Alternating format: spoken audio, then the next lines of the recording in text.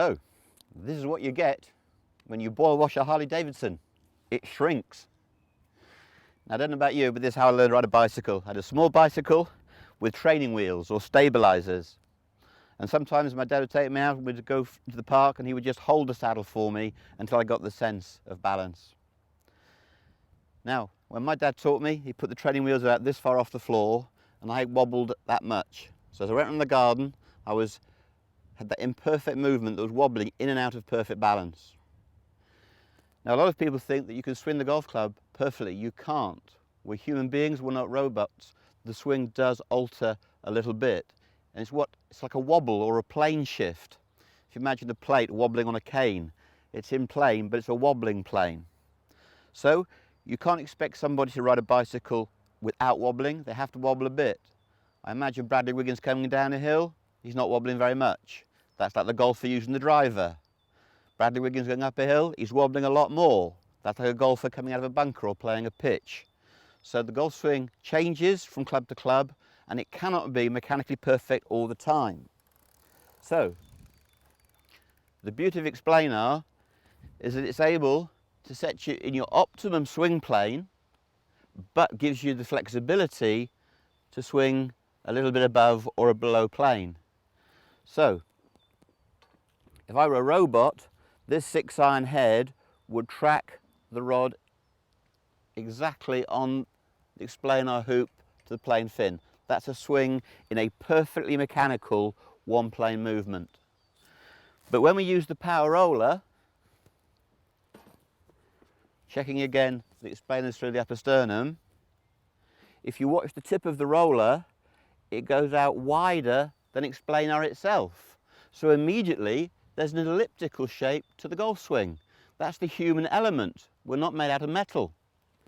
Now, not only does the Explanar roller go outside the hoop, it goes above the plane of the hoop. Can you see 3 or 4 inches, the tip of the roller is above the hoop.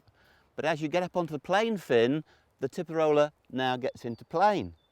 So, this is the robotic constant plane, impossible to do. The fact is, the arc is wider and above, and there's a mild loop.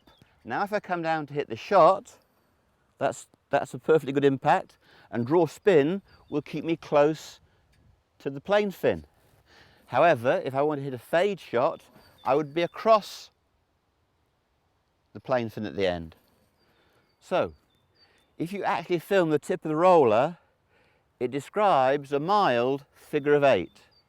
So it's not teaching a constant plane.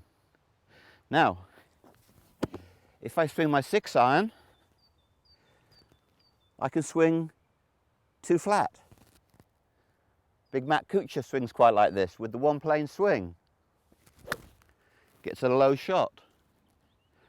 Somebody like Jim Furyk swings it very, very upright, up here, and then reroutes and hits the shot.